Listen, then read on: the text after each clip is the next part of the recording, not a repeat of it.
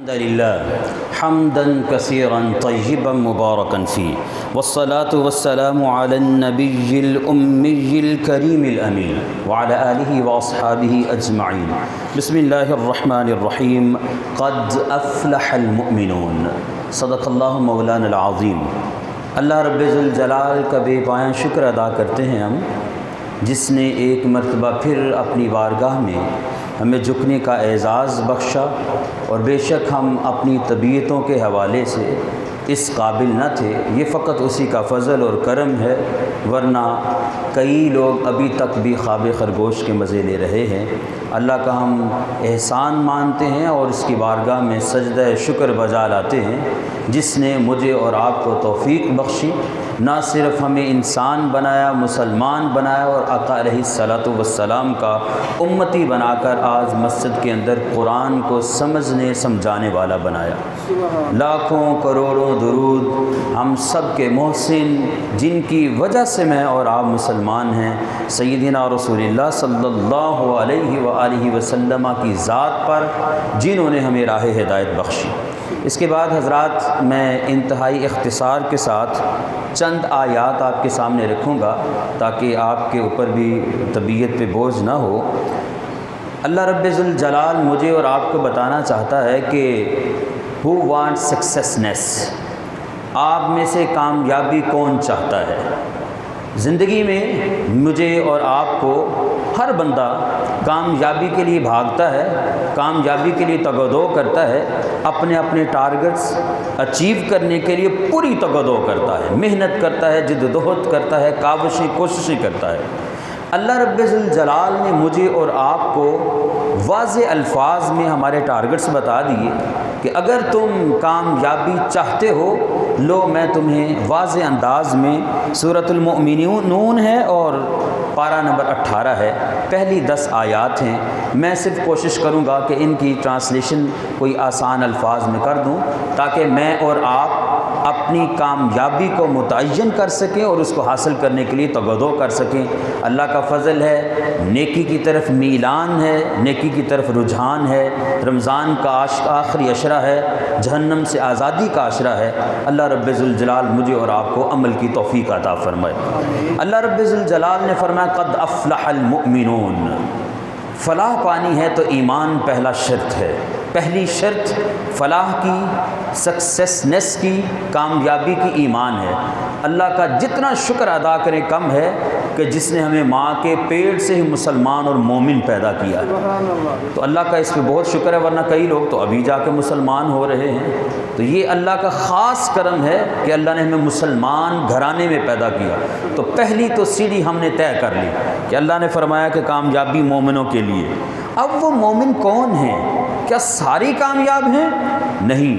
فرمایا الذین هم فی صلاتہم خاشعون، جو اپنی نمازوں میں خشیت رکھتے ہیں، خشوع و خضوع رکھتے ہیں، اللہ کا ڈر اور خوف رکھتے ہیں. علماء فرماتے ہیں کہ خشوع پیدا کرنے کا بہترین ذریعہ یہ ہے کہ جب آپ نماز پڑھیں تو سمجھ لیجئے یہ میری آج کی آخری نماز. جس بندے کو یہ پتہ چل جائے کہ اس کے بعد چند گھڑیوں بعد مجھے ہارٹ اٹیک ہو جائے گا، چند گھڑیوں بعد میری یہ چند گھڑیاں ہیں میرے پاس، تو اب اس کی نماز کی کیفیت کیا ہوگی؟ یہ کیفیت اللہ رب ذوالجلال مجھ میں اور آپ میں چاہتا ہے کہ ہم اپنی نمازوں کے اندر وہ خشوع اور خضوع پیدا کر لیں. اللہ رب ذوالجلال نے دوسری چیز ارشاد فرمائی الذین هم عن اللغو معرضون، جو فضول باتوں سے، فضولیات سے اللہ کی پناہ مانگتے ہیں اور فضولیات میں نہیں پڑتے. اگر کوئی گپے مار رہا ہے، ایسے ہی بونگیاں مار رہا ہے، غیبتیں کر رہا ہے، چغلیاں کر رہا ہے، ادھر ادھر کی باتیں لگا رہا ہے جس کا کوئی فائدہ نہیں ہے. اور حضور علیہ الصلوۃ والسلام نے فرمایا من حسن الاسلام المرء ترک ما لا یعنیہ، مسلمان اور مومن اچھے کی نشانی یہی ہے اس کے اسلام کی کہ وہ بری باتوں کو اور لغو باتوں کو، فضول باتوں کو جن کا کوئی فائدہ نہیں، ان کو چھوڑ دیتا ہے، ان سے اعراض کرتا ہے. پھر ارشاد فرمایا والذین هم عن الزکاۃ وهم للزکاۃ فاعلون، وہ زکوٰۃ کو ادا کرتے ہیں. یہ زکوٰۃ فقط یوں سمجھیے کہ پیورٹی کا نام ہے، آپ کی دل کی پیورنس کا نام ہے. صفائی کا نام ہے۔ تو ایک تو مال کی صفائی جس پہ اللہ نے واجب کیا ہے وہ بھی عطا کرتا ہے، لیکن جس کو اللہ نے دماغ دیا ہے، سوچ دی ہے، شعور دیا ہے، طاقت دی ہے، وہ اس کی بھی صفائی رکھتا ہے، اپنے دل و جان کی بھی صفائی رکھتا ہے۔ جیسے محترم ڈاکٹر یاسر صاحب نے آپ کو ارشاد فرما رہے تھے کہ آپ دیکھیے کچھ لوگوں نے اینٹوں کا بندوبست کر دیا ہے، آپ نے فقط ہاتھ لگا کے تو اس مسجد کی بنیادوں کو رکھ دینا ہے، تو جب تک وہ رہیں گی آپ کے لیے سب کے لیے صدقہ جاریہ کا ثواب ملتا رہے گا۔ یہ اللہ رب الجلال نے کیسا مومنوں پہ احسان فرمایا ہے کہ بندہ مر جاتا ہے لیکن جب کل قیامت میں دیکھے گا تو میں نے تو ایک اینٹ رکھی تھی، تو اللہ رب الجلال اس ایک ثواب کی بجائے پہاڑ نیکیوں کا بنا دے گا، اور بندہ حیران ہو کے کہے گا میں نے ایسا نہیں کیا تھا، تو اللہ فرمائے گا یہ تیرے لیے صدقہ جاریہ تھا، تو وہ صدقہ جاریہ ہے۔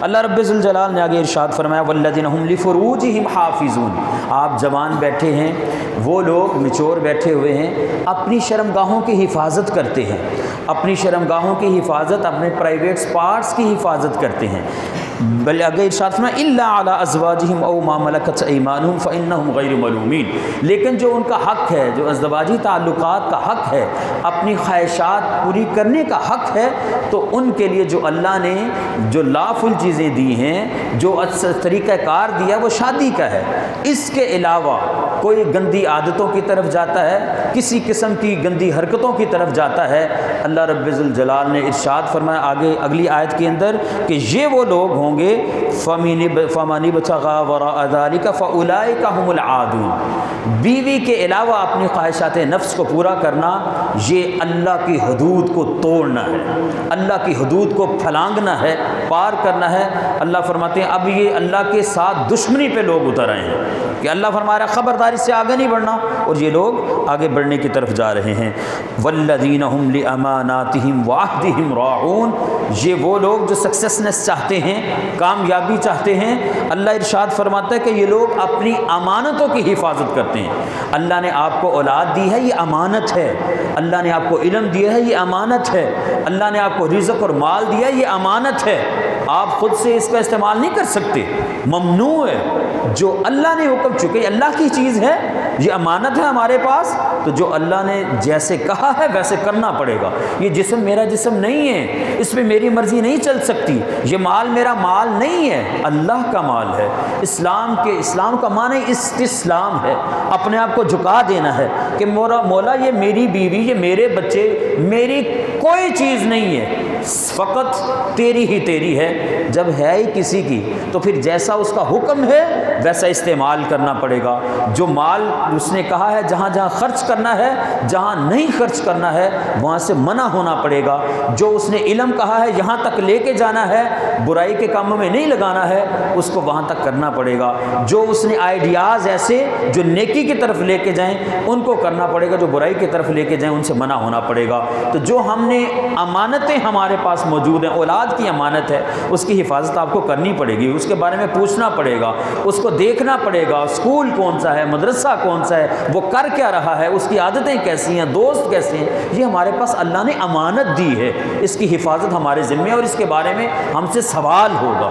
اور پھر آگے ارشاد فرمایا وَعَهْدِهِمْ رَاعُونَ، جب ایک دوسرے سے عہد کر لیتے ہو تو پھر اپنی زبان پہ قائم رہو۔ اللہ کے حبیب نے فرمایا آیت المنافق ثلاث اذا حدث کذب، منافق کی 3 علامتیں ہیں، جب بات کرتا ہے تو جھوٹ بولتا ہے، اور جب وَإِذَا اؤْتُمِنَ خان، جب اس کے پاس امانت رکھی جاتی ہے، وہ کوئی راز امانت ہوتا ہے، کوئی پیسے امانت ہوتا ہے، کوئی بھی چیز امانت رکھی جاتی ہے اس میں وہ خیانت کرتا ہے۔ اور وَإِذَا خَصَمَ فَجَرَ، فرمایا جب وہ لڑائی جھگڑا کرتا ہے، بات چیت کرتا ہے تو گالم گلوچ پہ اتر آتا ہے۔ یہ علامت ہے منافق کی۔ اللہ رب الجلال ہمیں پناہ عطا فرمائے۔ آخری آیات کی طرف چلتے ہیں والذین هم علی صلواتہم یحافظون، یہ لوگ جو کامیاب لوگ ہیں اپنی نمازوں کی بڑی حفاظت کرتے ہیں، نمازوں کو قضا یا نمازوں کو چھوڑنے نہیں دیتے، نمازیں نہیں ان کی چھوڑتے، ان کی حفاظت فرماتے ہیں۔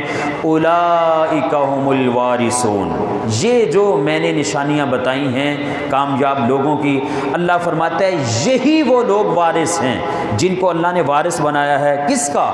الذین یرثون الفردوس ہم فیہا خالدون، یہ اس جنت، اس مکان، اس زمین کے، ان پلاٹوں کے، ان گرینری کے اور ان محلات کے مالک ہوں گے جہاں پہ یہ ہمیشہ کی زندگی رہیں گے، پھر ان کو وہاں سے کوئی جدا نہیں کر سکے گا۔ اللہ رب ذوالجلال مجھے اور آپ کو ان علامات پہ، ان خصائل اور خصائص سے وابستہ کرے اور عمل کی توفیق عطا فرمائے۔ وآخر دعوانا ان الحمد للہ رب العالمین۔